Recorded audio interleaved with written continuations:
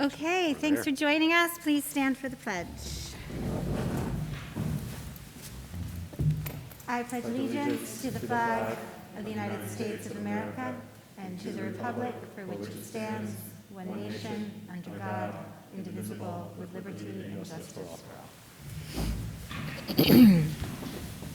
President Daly, Here. Vice President McNall, Here. Trustee Clements, here, Trustee Headland, Here. and Trustee Valentine. Here. Okay, thank you for being here. Our next Board of Education will be held, the meeting will be held on Tuesday, February 1st at 7 p.m. in the Auditorium. The board met previous to this meeting for our retreat. And by retreat, it's not like a spa retreat. It's, although that would be nice. It's an opportunity for the board to workshop certain items, and we had the opportunity today to talk specifically about diversity, equity, and inclusion, and how the district, or how the board feels that that is important work, and we are considering how to move forward with that work. So that is what we were discussing at our retreat. The second item here is our public comment structure. So I've prepared some comments that I'm going to read. I apologize if they're lengthy. I was just trying to be thorough. So there were some public comments made during our January 4th meeting, and those comments questioned our public comment policy. So the board is appreciative of the opportunity to address the question. First, it's important for the public to understand that the primary purpose of board meetings is for the Board of Education to conduct school business. They happen in public so that there's full transparency, but these meetings are not meant to support a public discussion and dialogue. They're for the board to conduct the important business of the district.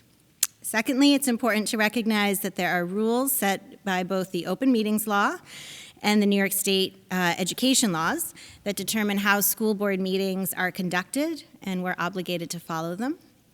Beyond that, however, boards do have some discretion at how they structure their meetings. And here at Haldane, we've decided to include 2 public comment sections. They're not required by law, but are aspects that the board feels is valuable. We also offer a board reflections and superintendent final thoughts section at the end of the agenda for further sharing with the public and amongst the board members, and that is also not required by law, but a choice that Haldane makes. The public comment sections that we offer are not a question and answer period, but rather a chance for the public to share a statement or question for the board, superintendent, and greater public to hear. Each member of the public that chooses to speak is thanked for their comments, and the superintendent and or board president responds to that comment either at the end of the meeting during our board reflections or final thought section, or in a phone call or email, usually within 24 hours. Occasionally, if the comment is quick, clear question aimed at a special presentation or an agenda item, the superintendent or board president may choose to answer it in the moment.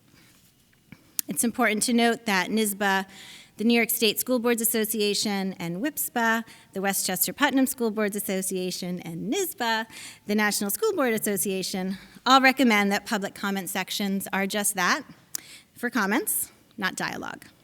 And in fact, our current public comment policies have been held as a standard and as an example for other local school boards who are working on their public comment sections to follow.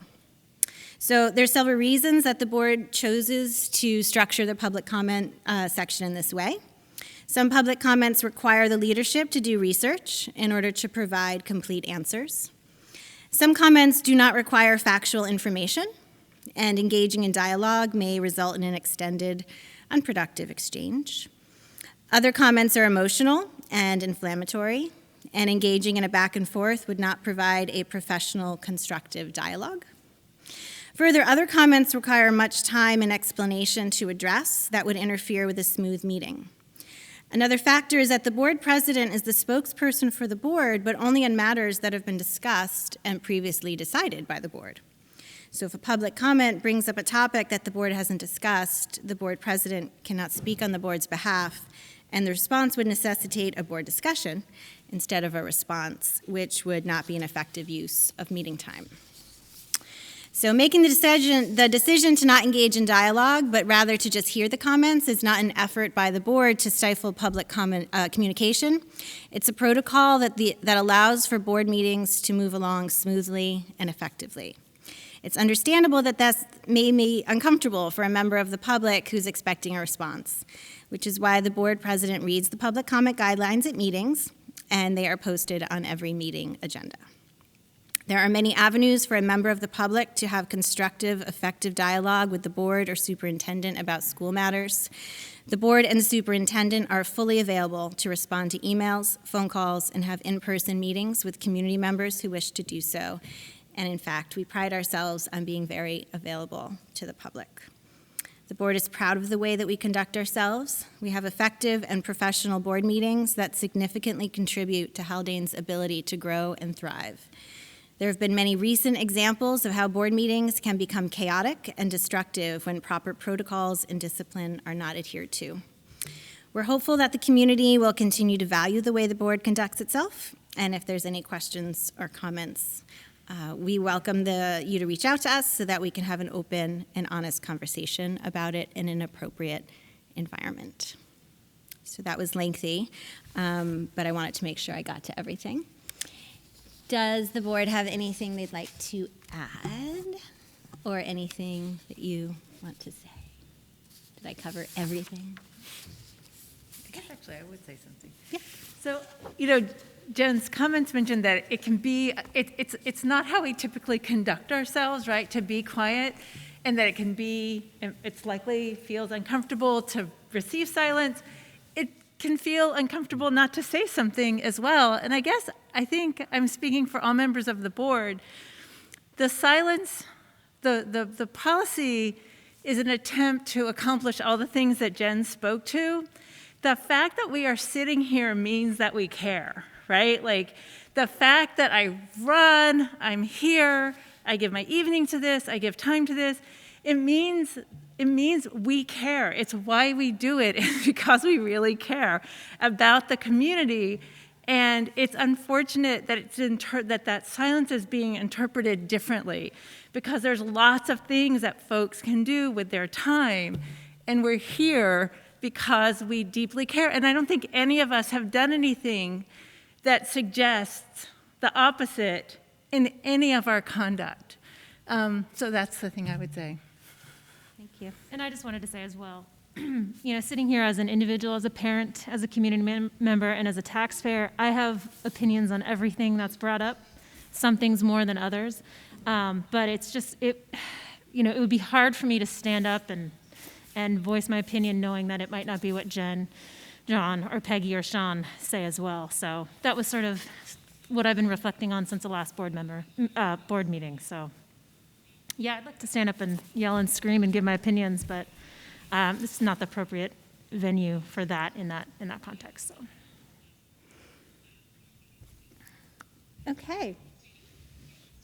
So HFA negotiations under update for the community, but I think I'll let you have that. Sure, I'll update. just mention that we had our second session with a mediator last week. It was a very constructive session, and appreciate the HFA's engagement, and look forward to having more to share in the coming weeks. Okay, very good.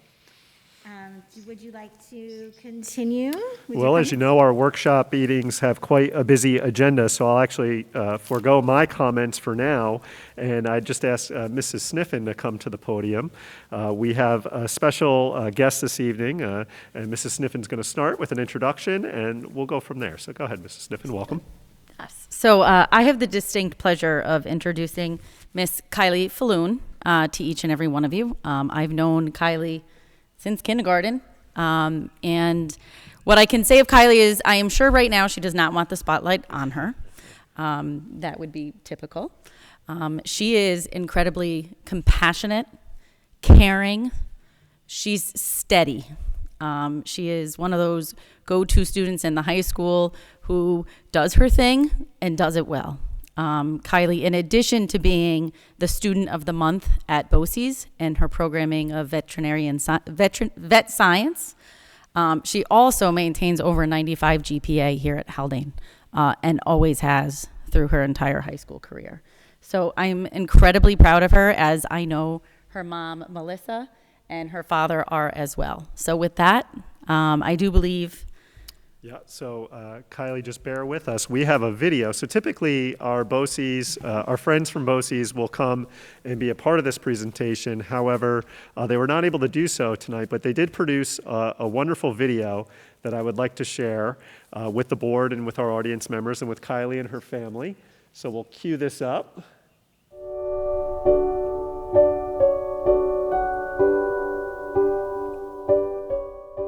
Good evening. It is with great pleasure that I join you to announce this month's recipient of the Putnam Northern Westchester Boces Student of Distinction Award. This significant achievement is for students recognized by our staff for outstanding performance and personal growth. I also want to take a moment to thank you for your continued support. We value our relationship with your school district and look forward to continuing to serve your needs. And now for the Student of Distinction Award. Good evening. I'm here to congratulate our Student of Distinction from the Haldane Central School District, Kylie Falloon. Kylie is part of our vet science program, and she's been in our program for 2 years. Kylie is an exceptional student.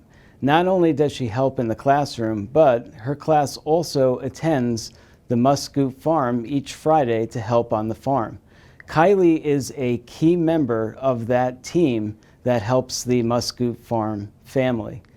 So on behalf of everybody here at the Tech Center, we would like to congratulate our Student of Distinction from our Vet Science program, Kylie Falloon.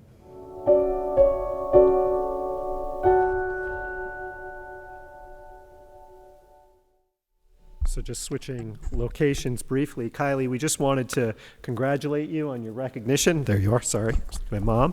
We're so proud of you and your how you've represented Haldane, not only at Boces, but to hear about the great things that you're accomplishing there.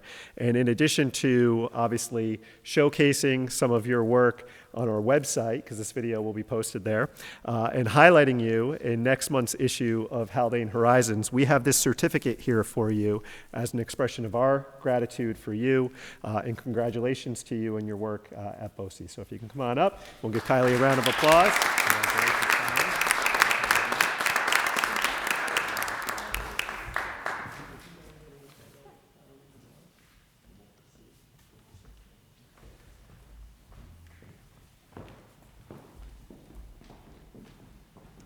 Very nice.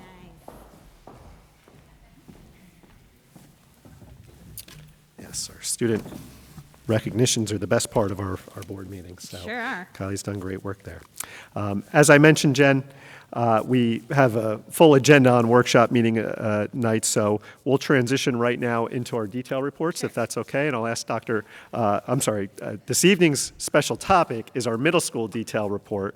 So Dr. Silke will come forward and share a little bit about the goals for the Haldane Middle School, and there'll be an opportunity for our board members to ask questions of Dr. Silke as she's going through her report this evening. With that, Marianne, welcome and thank you. Thank you so much, Dr. Benante. Good evening. It's my pleasure to provide the board with a detailed report about the middle school tonight.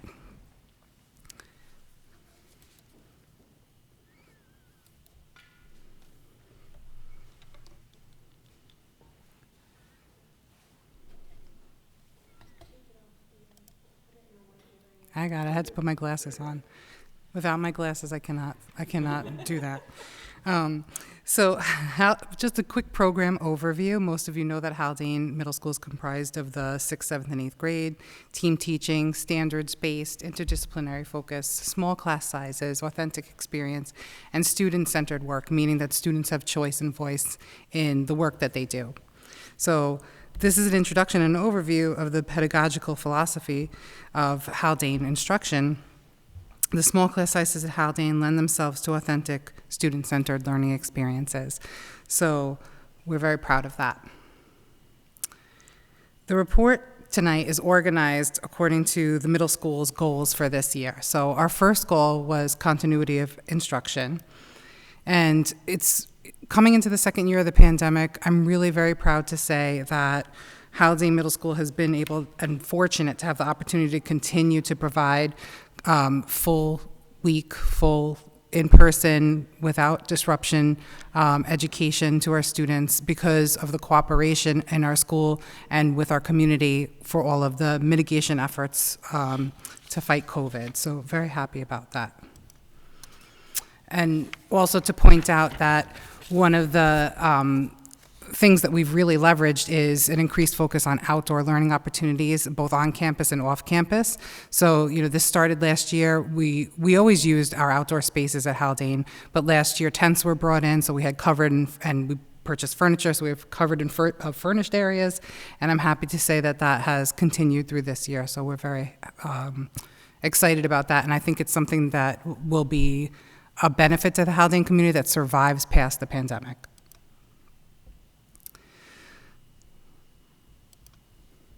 For our second goal, the strategic coherence and alignment to the Haldane essentials. So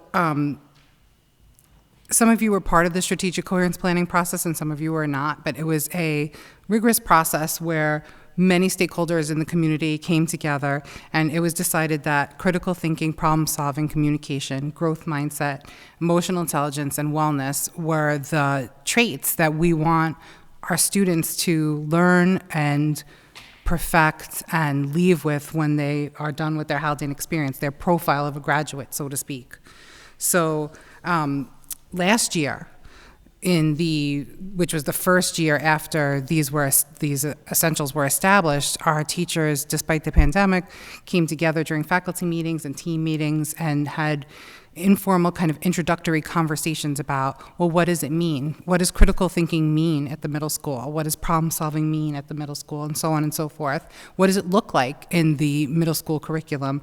And how do we know that our students are developing skills in these areas, in emotional intelligence and in wellness? This year, those conversations have been solidified through the APPR process. Many of our teachers have set goals surrounding embedding one or more of the Haldane essentials into their curriculum. And the exciting part is that they're working on doing so in a organized and uniform way. So what you're seeing here and what you have access to is Ms. Boonshoff's curriculum overview document. Ms. Boonshoff is our secondary arts teacher, so her 8th grade curriculum overview document you have access, the board has access to, as an exemplar of this work that all the teachers K-12 are engaging in right now. And the most exciting part that I'd like to draw your attention to is that there is a piece of the work that asks for the Haldane essentials that are being included in the unit. So what that affords our faculty the opportunity to do is really understand where and purposefully and planfully establish where the essential they're working on fits into this unit.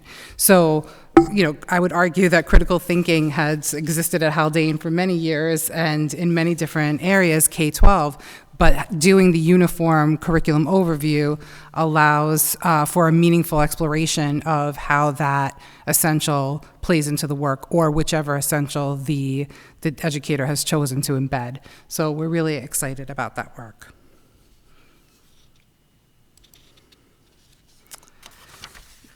As you remember probably from the September meeting and the great presentation that Christine Jamin and Tara Rounds gave to the board upon the board's approval, adoption of the MTSS plan, we adopted a new MTSS plan this year, and we're in the very beginning introductory awareness raising implementation stages of the MTSS plan.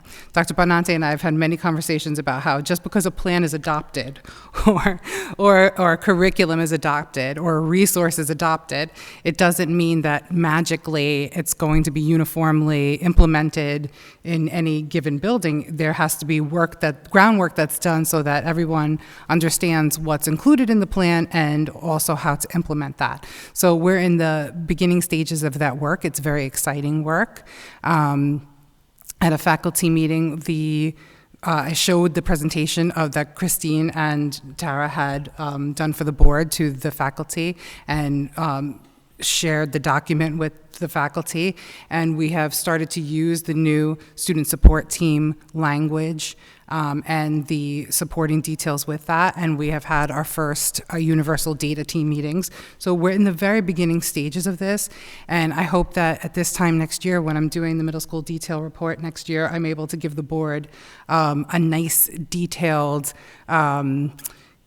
kind of follow through of what it looked like for this year and how it's growing for next year. So it's really exciting because this is, our student support goal from this strategic coherence plan.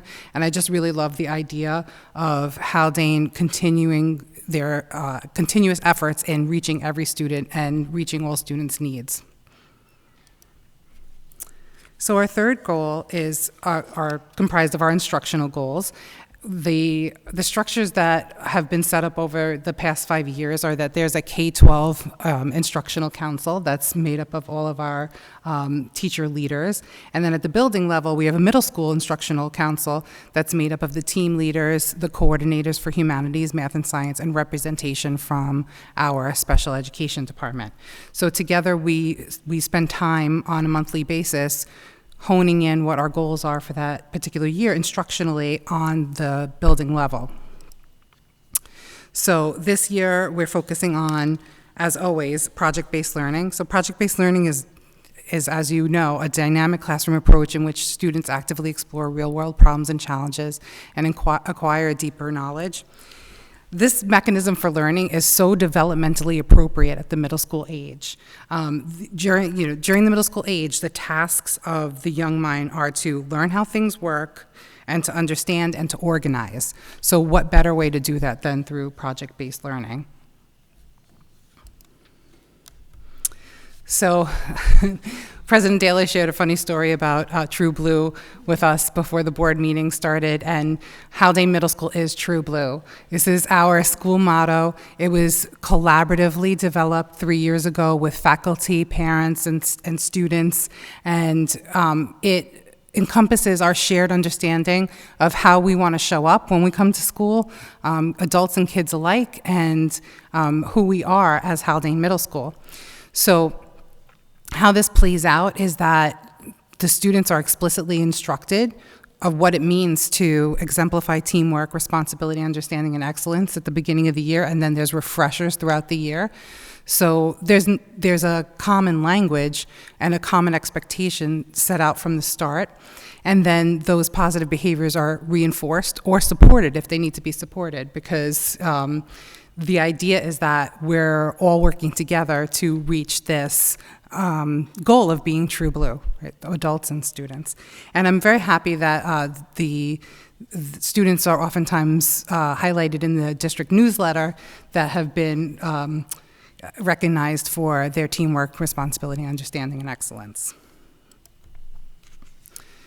Lastly, in this goal, the building level instructional goals, the board has been very supportive of the middle level in the adoption of a resource for the next generation science standards, our full option science system, otherwise known as FOSS. We're in the second year of our FOSS implementation, and last year the board also was very helpful and considerate through the process of us looking at math resources and adopting our Big Ideas math resource that is in its first year at Haldane. And just like an MTSS plan or any other plan that's adopted can't automatically or magically, like you wave a magic wand and now that resource is being utilized to its full extent. Anytime there's implementation, there has to be evaluation of that implementation.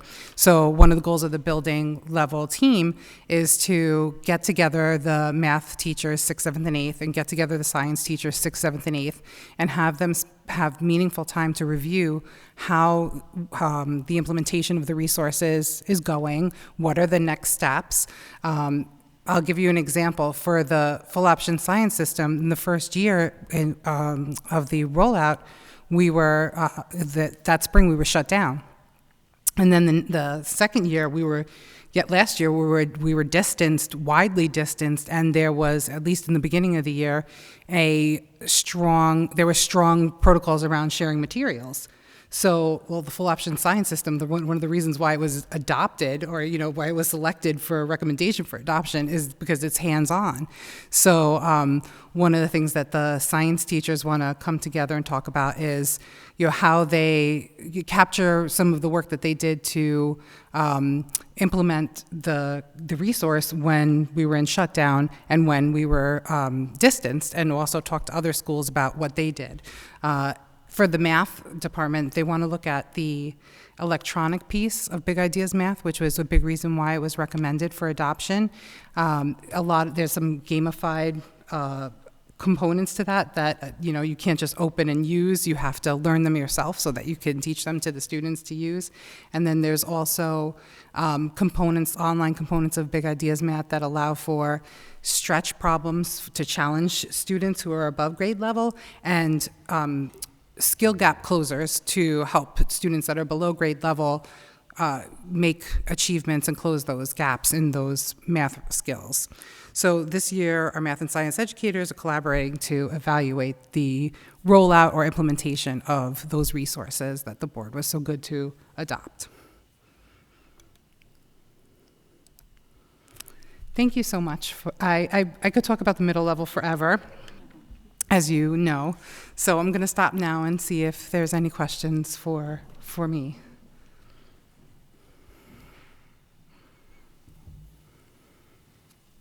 Mary, can you just speak a little bit more to one thing for me? You mentioned Ms. Boonshoff's unit overview document, and you shared about the work that had been going on with all the staff this year. Can you just speak a little bit more to that and what the expected outcomes of that are? Long-term or short-term or both? This year. Yeah, this year. So our hope as a district is that every teacher, K-12, will complete a curriculum overview document, which is basically like a scope and sequence for one of their courses. So this will give us the jumping off point for future years of development, and ideally, like our big, when we think big and we really dream about how we could utilize these materials, is a searchable document. So if Mr. Wick is covering, marine mammal strandings in his ecology class, he can search to see, well, where else is this taught in, it's taught in fourth grade science, so maybe we can collaborate with the fourth grade, or it's also taught in this 12th grade elective on, science and politics, and, maybe we could have those kids come down and talk to the ecology kids. So it can be a tool eventually for collaboration and interdisciplinary work. Thank you. Yeah. I have a quick question. I'm sure that a lot of parents out there are surfing the waves of media about impacts of COVID on education. And a lot of those articles seem to be written at a national level or we're in a very different spot here because we've been fortunate enough to be in person, basically. There was some analysis done at the end of the first couple months when we were remote, and there were some findings from that. But what would you say to a parent who continues to be facing these kind of news media stories, and what are you seeing in the middle school given results to date, results this year, implementation, and any changes that you may be making? Excellent question, thank you. I think that, it would be foolhardy to say, oh, well, pandemic hasn't had any impact at Haldane, because that's an oversimplification. I think it is true that our students fared better than most of the students in New York State because we were able to be open 5 days a week, without interruption all of last year, and interruptions continue in neighboring districts this year, and we, again, luckily have not had to have that kind of interruption to instruction. However, I think that we'll see the strain of the pandemic in some very specific skills in mathematics. And that's one of the reasons why I'm very glad that the board moved forward with adopting the resource, the Big Ideas Math resource, because for our academic intervention services, if we could have a uniform resource to address those gaps, we can really do a full court press to get students that are exhibiting pandemic-related strain on their math skills to fluency and get them prepared so that we close those gaps in middle school before they're struggling in high school with it. You mentioned that it was impossible to implement the new science curriculum over the past couple of years because of the distancing issues. Not with fidelity. Not with fidelity. That's what I meant. Not to implement with fidelity. Thank you for clarifying that. Do you think it's gotten better? And the reason why I'm asking is, I mean, I'm just, I'm harkening back to the day. I remember visiting, when my child was in elementary school, going into the school, and kids are so excited about science, but something sometimes happens in the middle grades where they many students become less interested in science. It would be so great to have a curriculum that really keeps that excitement and engagement around science. And anyway, I'm just wondering, are you able to implement it with greater fidelity at this point, or do you hope to be able to soon? Definitely this year obviously the first half of the 1920 school year, things were in full swing and the teachers had time and there was training included with the resource. So there was a good launch. And then with the shutdown, our teachers kept excitement going despite the inability for students to touch the materials and do the labs that are associated with the FOSS resource. And then, this year over last year is a huge difference because there's not the protocols around materials. At the beginning of last year, students were not able to share materials without them being sanitized in between. And now we know that just the spread of COVID is less likely to be through those fomites or germs on the materials. So students are able to have hands-on. And you see them, they are really excited. They're, almost every lesson in 6th, 7th, and 8th grade is hands-on, and it makes a huge difference for students at this age accepting science and accepting themselves as scientists when they're in science class. Yeah. Thank you. Yeah. Sean, have any questions over there? Is he good? He's good. Okay. Thank you so much. Dr. Appreciate Sophie. it. Okay, so we're going to go into our public comment section, which I spoke extensively about earlier. Is there any public comment? Okie dokie. Going into the information report, so I'll turn it over to our student advisor, Mr. Perella. Thank you. First thing I have here, the Haldane Ski Club is having their first trip of the year this Sunday. So high interest from grades 6 to 12. And then we also have 2 more that are going to be planned throughout the year. So in case you weren't able to make it on this one, there's 2 more there. And they're all going to be just day trips. Additionally, we saw a survey being sent out for the junior and senior class trip to DC to gauge interest for that, and accounted for the possibility of 50% capacity or 100% capacity, just depending on what the situation is going to be like in March when that's planned. And finally, the Poetry Out Loud was held on last Tuesday, January 11th, where students were able to choose a poem, memorize, and recite it. And then we actually had 2 students, Percy Parker and Sam Bates, who are moving on to the regional competition. So that's happening in the future. Great. Thank you so much. Ms. Jammin.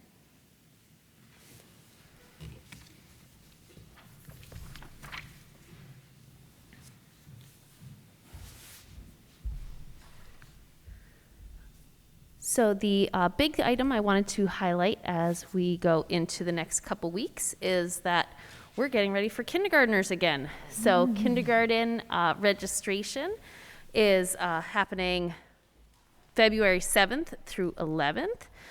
Prior to that, our families are able to use Family ID, which our families in the secondary school may be familiar with from signing up for sports and for field trips and such.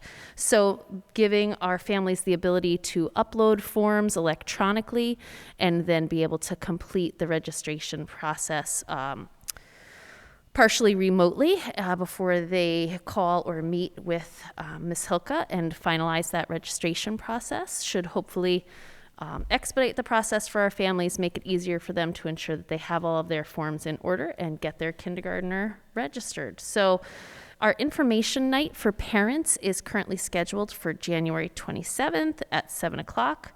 We're really hoping to have it in person. Usually it would be an event that would be held in the kindergarten classroom to give our families a visual of what kindergarten classrooms look like, but attendance is often higher than our rooms would allow. So the current plan is for it to be held in the auditorium to allow for distancing between our families, but still have an in-person chance for our families to ask questions and hear from our kindergarten teachers and myself.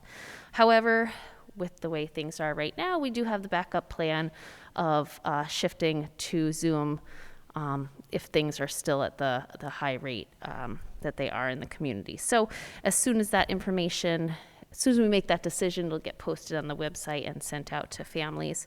But kindergartners are still going to come next year, and we are excited to welcome them into the building in something that happens in a normal fashion.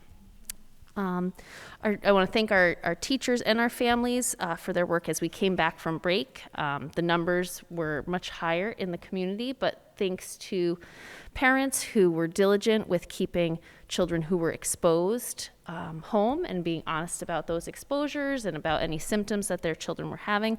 We have had very few cases of positive students or staff being on campus, so we've had high numbers, but a large majority of those numbers have been home when they tested positive and therefore not continued to expose others to any spread. So I want to thank our families for that diligence, and then our teachers for working to get those students right onto remote as quickly as possible. It can take up to 24 hours, as if I find out in the morning our teachers are already in the process of teaching and getting things going, or if I find out late at night. So it can take up to 24 hours, but they've been working really hard to get kids onto remote or get them asynchronous materials to start to keep them engaged with their class and then onto remote classroom. So as smooth as possible given the circumstances and everybody doing their very best. Any questions? No. All right. Thank you so much. Dr. Seelke, come back. Talk to us some more. Thank you for the warm welcome to the mic a second time, and I'll keep my comments brief, but I really would like to highlight how much fun the middle level is having with the PTA and the PTA subcommittees this year. So apart from the community read that I reported to the board, our VP, Jeff Silverstein, is part of the planning committee and working toward having a community read in the spring. In addition to that, we're also working with Teresa Lagerman in the 6th grade. On Friday, we'll have our first Learning Differences project planning session, myself and Mr. Sniffen and Ms. Lagerman, to see what's possible for this year. If you remember last year, we brought Crip Camp, the documentary, to the 6th grade, and a full virtual visit from the film director, James LeBrock, as well. So I'm really excited to see what we're able to do this year. And the middle level has also been working with Robin Marino and the EDI subcommittee of the PTA. If you haven't had a chance to check it out, check out the board that is right up this staircase. The EDI committee has been working with Christine Jamin to supply materials to decorate that board for month to honor the monthly campaigns. Native American Awareness Month is up there right now, and I'm working with Robin Marino to bring an increased awareness to Lunar New Year. This year is the Year of the Tiger, and we're really excited to bring that awareness to our middle school students as well. Thank you. Thank you. Ms. Sniffen. Happy New Year. To tag along to what Christine had said, we started at the high school after the break with approximately 45 students in virtual environment. Tomorrow we will have 8. So I really do think that I'm hoping that we're seeing that trend within New York State. We're also seeing the trend at Haldane High School, and our numbers decreasing. I think there's a couple of variables that have played into that, but one of them, I think we're 8 is a nice number. I'm excited to get 0. With that, I know we spoke a little bit about Poetry Out Loud, but our advisors to the literary magazine, Ms. Martinez and Ms. Pierce, were also able to send 3 students to the Boces Master's Writing Workshop on December 7th. Sam Bates, Chase Colson, and Percy Parker were able to attend, bring their work, and have additional professional writers give them some feedback and help them in editing their work. In addition to that, there was an Irish science fiction writer, David Rudin, who gave a keynote to all involved. The advisors are looking forward to, in the spring, when the Young Authors Conference will take place at Boces in May, and opening that up to all students within the Literary Magazine Club. In addition to that, in social studies, if you noticed on my report, we have another feature on PBS. Eloise Pearsall, who did a piece on issues facing students today, and she will be featured on January 27th. And we will be sure at the high school to post that link on the website to share Eloise's documentary work on issues facing students today. Thank you. Awesome. Thank you so much. Ms. Rounds.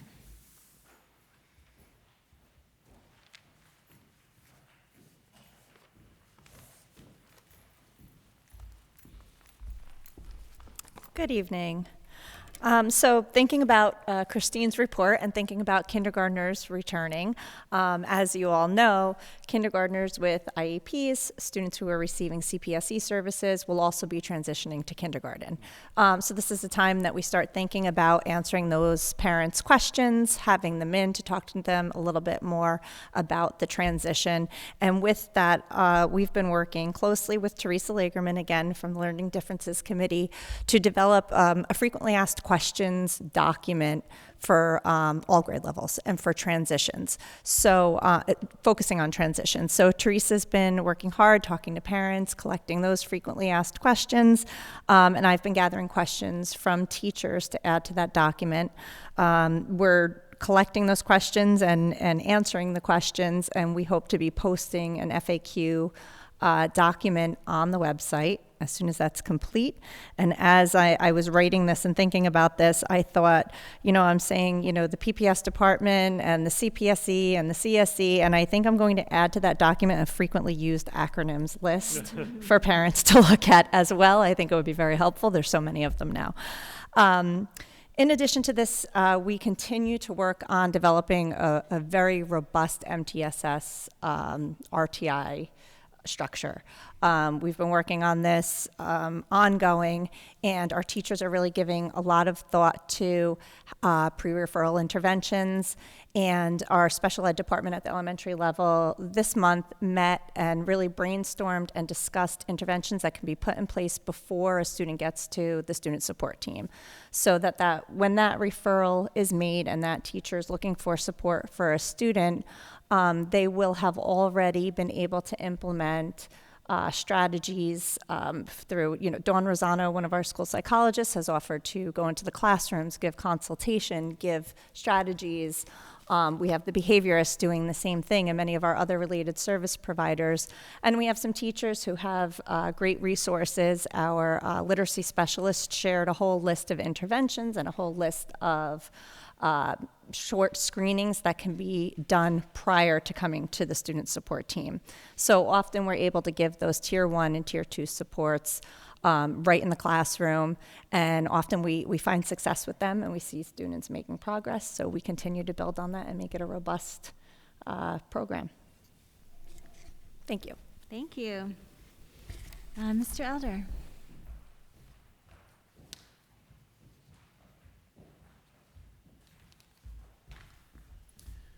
Good evening, everybody.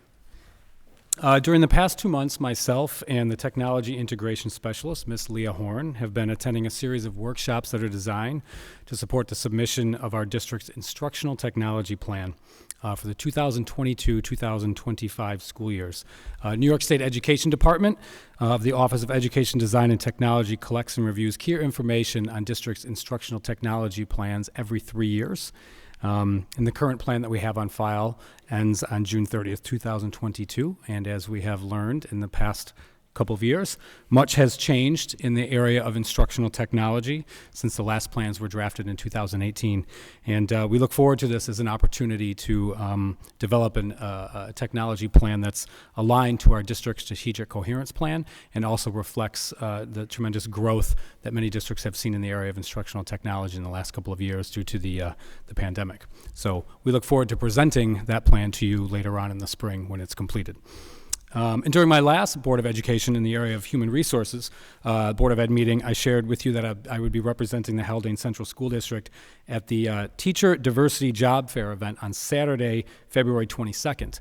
Since then, actually, from an email that was forwarded by Ms. Sniffen, the Haldane Central School District will be participating in the SUNY New Paltz Job Fair, which is held on March 16th, and that one will be in person. And each of these, Haldane's participation in each of these events provides an opportunity to expose our learning community to a bunch of prospective employers and allows us to kind of continue to spread the work that's going on in Haldane and express our value and missions to people, as well as kind of keep a nice fresh group of potential candidates should any job vacancies open.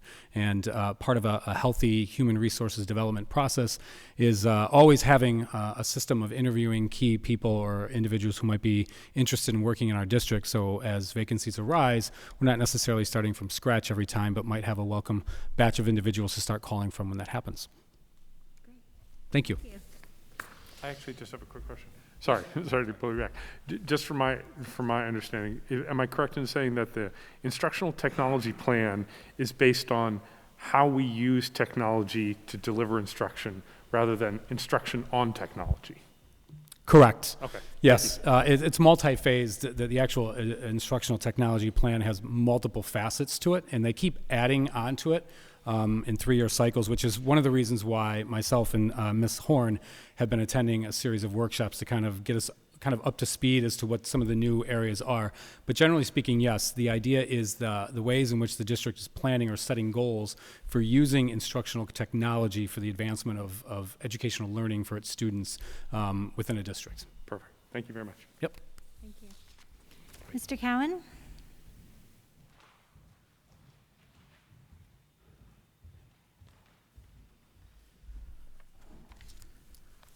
Good evening. I'd like to just share a midwinter season report with you folks this evening.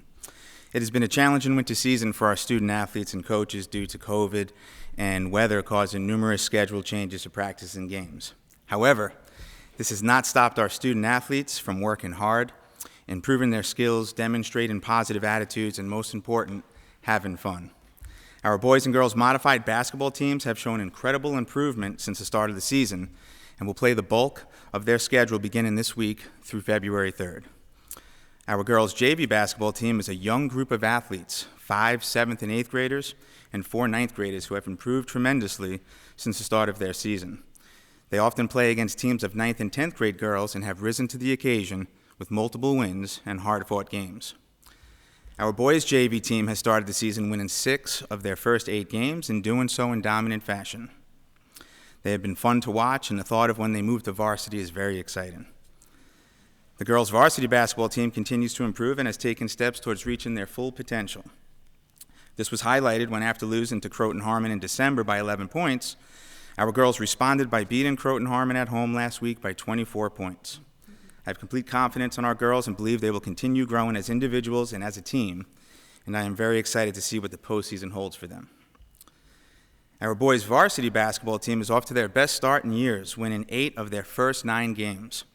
The highlights for the first half of the season have been wins over Alexander Hamilton and Chester, opponents we could face again in sectional and regional championship games. Our winter track team has competed in 4 events to this point in the season, highlighted by their performance at the Dendy Invite at Rockland Community College on January 6. Luke Perella placed 3rd in the 600 meter. Eloise Pearsall placed 2nd in the 600 meter, and Andrea Vasconcelos placed 4th in the triple jump. I'm always amazed at our winter track athletes' toughness and commitment as I watch them run in the cold daily. And when I set up their bus trips, they also take long trips. So hats off to our winter track athletes. I'm proud of all of our winter athletes and coaches' efforts thus far, and confident that their efforts will continue for the remainder of the season. And I'd just like to take a moment to just say thank you to our Haldane community for being supportive and demonstrating patience with our spectator policy in the gym. We've really done a nice job keeping our teams and our fans safe, so I do appreciate that. Thank you. Thank you. I just had a quick question for Dan. Dan? Dan, Just- come back. Just exactly what you said. Is there been a change to the spectator policy indoors, or is it still the same with the? Currently, we have each of our athletes at the JV and varsity levels have 4 game passes that they can give to family or friends. Our coaches also have 4 game passes, so it's a bit more restrictive than what it was prior to winter recess.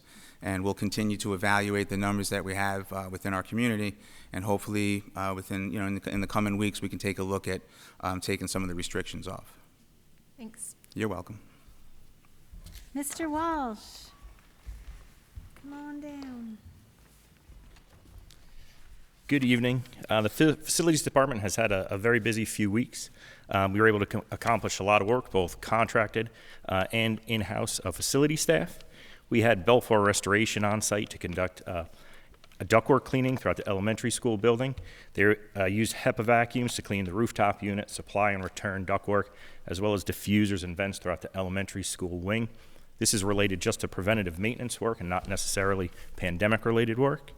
Young equipment sales was on site to replace the wall padding throughout the gymatorium. We're still waiting the padding that goes up above the stage. We hope to have that over the next few days even. And we had TBS controls on site to replace some heat valves and heat valve actuators to the heating system within the main building. As for the contract or facility staff, we're able to complete significant amount of work as well over the past few weeks. We painted interior offices in the district office, conduct enhanced cleanings of stairwells, interior spaces, clean carpeted spaces, and burnished floors. We've also had a few snow-related events over the past few days, and we look to have a few more over the next few days as well. Joe Lombardo Plumbing and Heating of Rockland, they are the vendor, the contractor that was awarded the Phase 2 of our capital construction plan, the electrical mechanical upgrades. They have also started physical work on campus. Over the break, they were able to remove some non-operational equipment, both in our near the cafeteria and in our boiler room, in anticipation of having those replaced. We're continue to work with Joe Lombardo with their schedule when equipment's supposed to arrive, as well as a school calendar to have that work, continue out throughout the school year.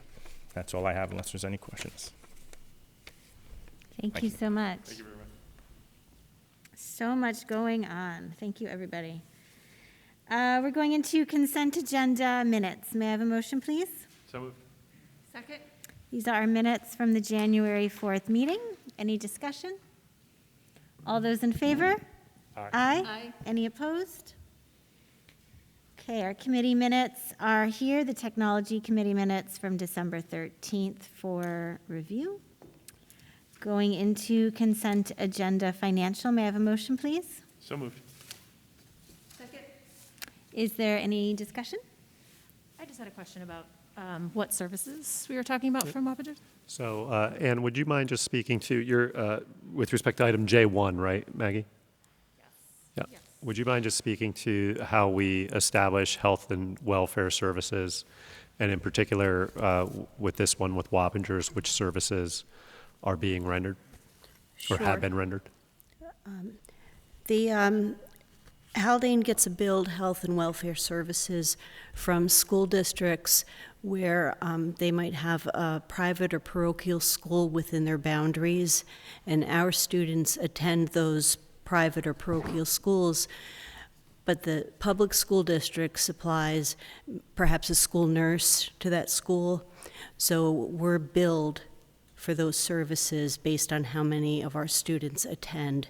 You'll see more over the rest of the year, maybe from Arlington or Dobbs Ferry or Somers, because our students attend those private schools or parochial schools within those boundaries. Thank you. And we do something similar for Manitou, correct, Anne, for certain services? We did, over the last couple of years, we have not billed because because of the situation, we haven't had to place anyone there. There are other services that we provide to students that attend Manitou that we would bill for because they're within our boundaries. And Anne, before you go, Maggie, I think since we had 3 items under this, did you also have a question related to, since Anne's here first, surplus textbook or surplus books? I did. I was just wondering, it's a lot of books, right? I was just wondering if this is something that happens annually or if it happens, more once It in a while. happens every year. We do have surplus and obsolete items that get surplus that the board would have to approve once a year. I think that there was a list that didn't make it to the board last time we had surplus items, so this might be an extra long list. But there might be some damaged books that the librarians find in the library, some that just no one uses anymore if they're out of date. So we do replace the ones that are damaged that we want to use, but in order to get rid of them, the principal will look at the list that the librarian suggests that we surplus, and some of the books are offered to teachers for their classroom library. Otherwise, we try to get value for them. There are certain companies that if we give the numbers of the books, they'll buy them from us. If no one wants them, we try to find someone who might take the donation. It is harder and harder to get rid of old books now because there's so many digital that people are interested in. But that's what those lists are for. Thank you. Okay, you're welcome. And then lastly, I know there were some questions regarding the sports merger, so if I can ask Mr. Cowan just to come forward and address those.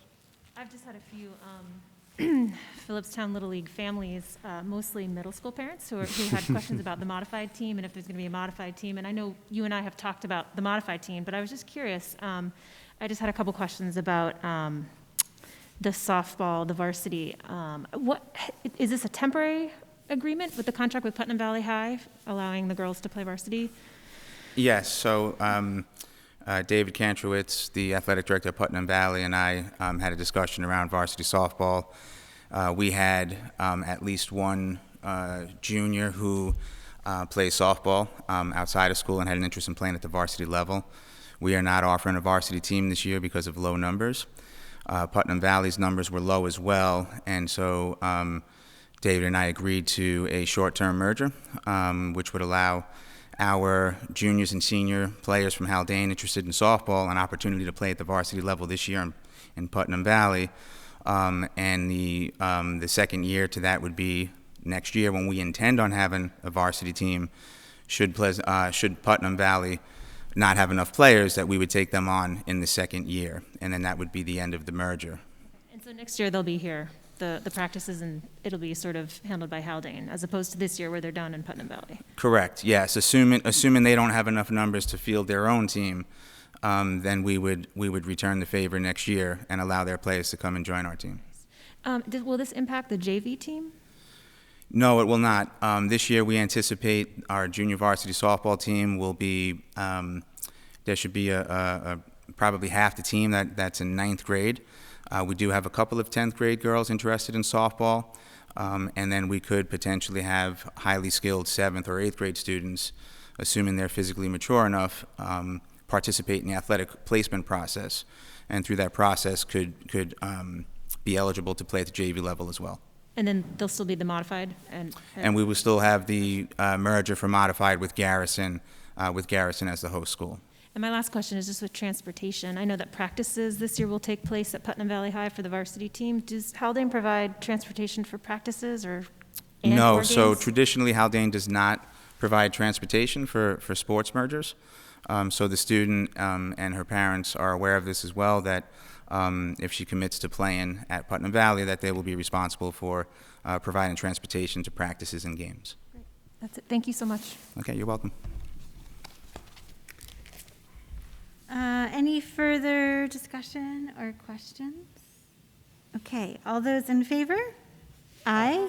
Any opposed? All righty, going into consent agenda personnel. May I have a motion, please? So moved. Second. Is there any discussion? I just wanted to say that I will miss Jane Shanahan. She's a neighbor, and I worked with her. I worked with her for working on the yearbook. She's just always really positive and wonderful to reach on the other line of the phone. So I'll miss her. Wonderful person. We're We've gonna got miss her too, but till we have 2 more 24. years. 2 more years, so. 2 years. Yeah. Got 2 years for her. Yeah, we got 2 more years. That's what she told me, at least. It says that, right? I'm just kidding. Okay, all those in favor? Aye. Any opposed? All right, unfinished business. So Nisba Area 10 Director election. I'm going to open this up for a discussion so we can determine who we're voting for, and then I will turn it over to Catherine to read the resolution with the person we are voting in, and that's when we were actually vote. So Nisba Area 10 Director election. May I have a motion, please? So moved. Second. So, any discussion? So we have 3 candidates, Frank Harriton, Cheryl Brady, and Debbie Gotti. We thank all 3 of them for throwing their hats in the ring. They all are highly qualified. I happen to know Frank Harriton through my work at Westchester Putnam and Nisba, so I was advocating for him with you guys at our last meeting. But is there any feeling about that? Would anybody like to advocate for another candidate? I think Jen's, I spoke, again, just to reiterate what Jen said, like really thanking everybody for being willing to take on this important role. Everyone who's running has just done so much for public education. But, if Jen knows Mr. Harriton and thinks really highly of him, and she does, that sways my vote. You can read a lot on paper, but it's not the same as actually getting to see folks in action. And so, yeah, that's my thinking. Is everybody okay with that? I agree. Yeah? Sean Yeah? agrees. Okay. So I should turn it over to Ms. Platt and then open that up, right? Okay, so go ahead. Be it resolved that the Board of Education hereby casts their vote to Frank Harriton to fill the unexpired term of Peggy Zugby on the New York State School Boards Association NYSBA Board of Directors, representing Area 10 for 2021-2022, and authorizes the District Clerk to execute any documents consistent with this motion. Okay, may I have a motion, please? So moved. Second. Any further discussion? Thank you to Frank. All those in favor? Aye. Aye. Any opposed? Okay, Frank has Haldane's vote. Going into unfinished business, our policy review. So, Ms. Platt, I'll have you read the. Be it resolved that, upon the recommendation of the Superintendent of Schools, the Board of Education hereby adopts the following Haldane Central School District policies as attached: 1510, regular board meetings and rules; 5640, smoking, tobacco, and cannabis; and 7110, comprehensive student attendance. May I have a motion, please? So moved. Second. Any further discussion about these policies? Jen, if I could just make a brief comment that I wanted to note that John had some feedback on policy 5640, which were minor in nature, but I think good feedback. So we did go ahead and I made some changes to policy 5640, which I'm seeing in my copy is highlighted in blue, just with respect to being inclusive of cannabis and vaping advertisements or promotional items being prohibited on campus. So just from a process perspective, I think you and I had a good discussion around that. And then it would be good for follow-up with me, you and Peggy, just if there are this feedback in between first reading and second reading, how we want to process that with the board. Yeah. John's feedback was relatively straightforward. It's an easy Yeah. fix, but I could it's a good reminder that I could envision there may be a policy in the future where the feedback is much more substantive and may delay our anticipated process of moving towards a second reading and adoption. So I just wanted to make that note. Yeah, thank you. Any other comments? Okay, then all those in favor? Aye. Aye. Aye. Any opposed? Great, thank you. Policy review, second reading. This is not here for adoption at this time.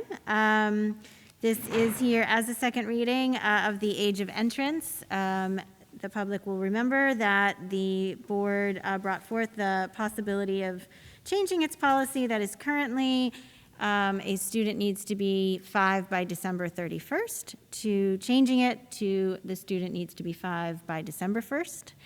That is as much of a change as we are legally allowed to make with New York State. And it puts us in line with other districts in our area and throughout the state. And Dr. Benante sent a letter out to the community last week, I think it was last week or the week before, sharing the board's interest in looking at this policy and perhaps making some changes or shifts. Does anybody have anything they'd like to share? Just wanted to add that we also have provided the policy to our local pre-K providers, which was something that the policy committee had discussed some time ago when we initially reviewed the policy.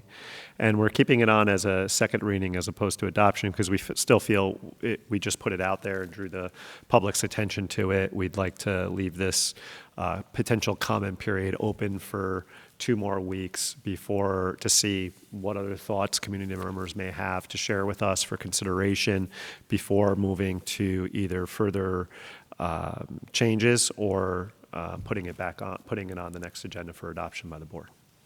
And I think it's important to note that, and Dr. Benante, I believe you wrote this in your email, but if there were parents, because the board is potentially adopting this for this coming year, for 2022-23.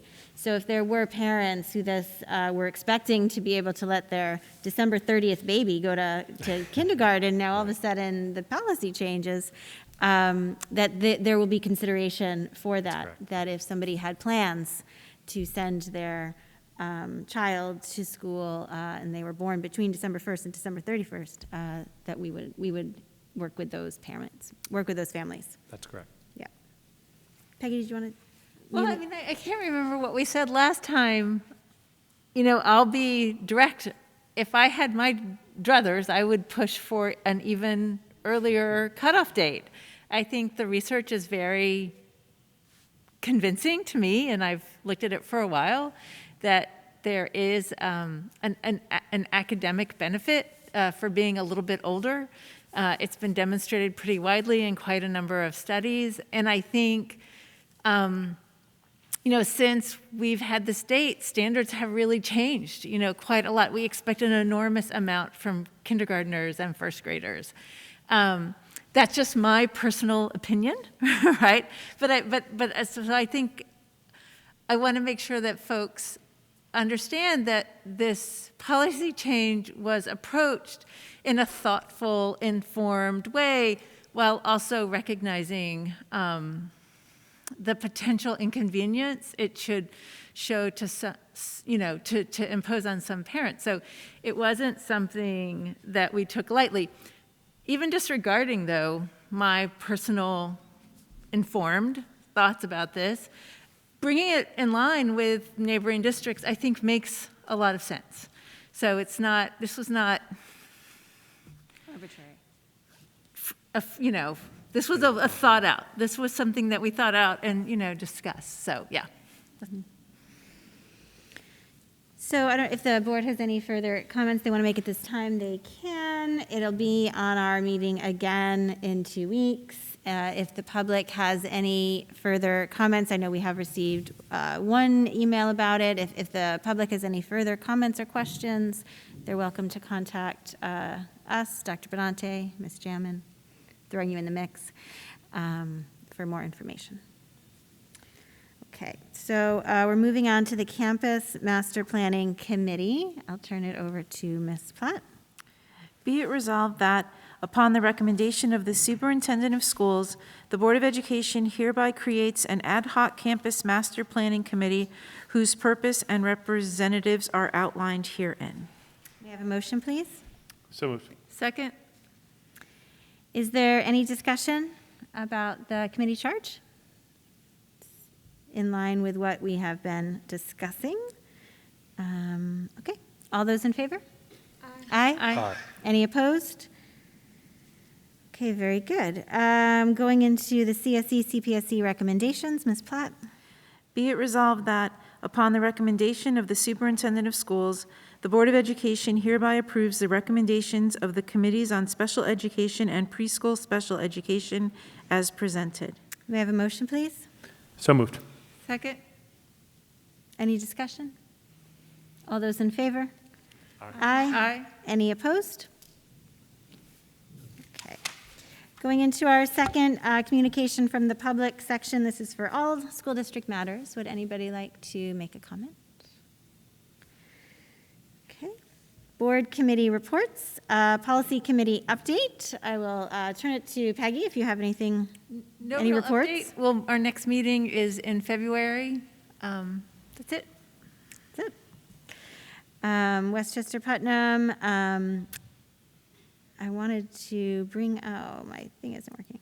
There is an event on Thursday night that I'm attending on our behalf, on all everybody's behalf, but I'm inviting you along with me. It's a symposium about the importance of school boards, and there was a quote that I was going to look up on my email, but my thing is not coming right now. And a superintendent said, you know, what is the most important thing? What makes a school work? What turns a school around? And the superintendent said, a good school board does. And so the symposium is about school board service and successful school board service. So I'll let you know what I learn, and I'll bring it back to you. I guess the only thing I would add to that is necessary but not sufficient, right? There's this distinction, like, I think a good school board, right, is like a foundational thing, but that it's also like all the other things on top that happen in the class, that happen in the classroom. A piece of the puzzle. A piece of An the puzzle. important piece of the puzzle. And I sent around to you guys that Nisba's annual lobbying conference is now virtual, so if that inspires anybody to attend and to advocate for better school funding and less unfunded mandates, you can do that through Westchester Putnam, and I can help you do that if anyone would like to do that. And that's it. Going into board reflections, does anybody have anything they'd like to share? Nothing other than I wouldn't want Luke's third place to go unspecifically remarked upon, so congratulations to you. Okay, Dr. Benante, do you have any final thoughts? Just a few. I didn't provide COVID updates at the beginning of the board report because of our student recognition, but I'd be remiss if I didn't mention just a few because they're impacting some of they undergird some of the reports that you heard here this evening. I think I commented 2 weeks ago that I felt we were entering one of the more confusing times in the management of the pandemic, just because of the number of messages that were coming out from respected bodies who influence our school policies and some of the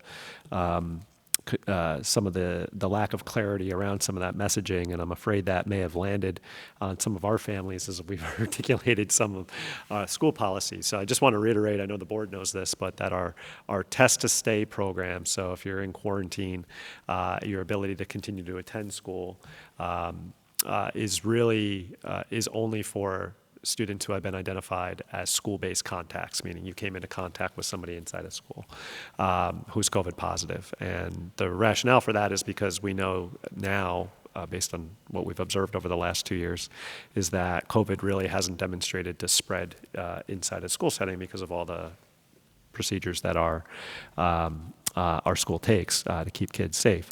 I think so many of our families, just by observation this weekend of my email inbox and talking to some of our principals, have read about test to stay and the headlines, and there is some nuance to it. So many feel like, well, my child's quarantining, perhaps because of a contact outside of school, they should be eligible to come into school for test to stay, and that's not how test to stay is set up. It's not how it works, and I think there's some confusion regarding that. That being said, I'm encouraged, as Ms. Sniffen cited, that our numbers do appear to be getting lower. My hope is the peak of this was last week, and that our local numbers continue to go down, and that we won't have many students quarantining really from for any situation. We'll begin to welcome more fans back to our interscholastic sports game events, and we'll again not be so worried about whether or not we have the staffing on any given day to keep our school opens. I think we've weathered the bulk of this. Last week was being the most difficult week, and we'll begin hopefully to move on from it. We're not there yet, but I think we're heading there. In these next couple of weeks. Lastly, I just wanted to express my appreciation for the board's time this evening. I know we have a couple of opportunities throughout the year to spend time together in extended session for purpose of retreat. The board has always taken this time very seriously. I think good things really do, and I hope you see that as well, really do come from these discussions where we need a little bit more space to talk about policies or other matters of retreat, and that you see how that helps the administration in setting a purposeful direction in the months ahead. So it's not easy in the middle of January to meet at a 4:30 in the afternoon prior to a board meeting. I know that for all of you, but it is time really well spent, and it does have a significant influence on the leadership of the district in the days and the weeks and months that follow. So thank you for that. Very good, thank you. Okay, I'd like to make a motion to adjourn. May I have a second, please? Second. All those in favor? Aye. Any opposed? I dare you. My phone.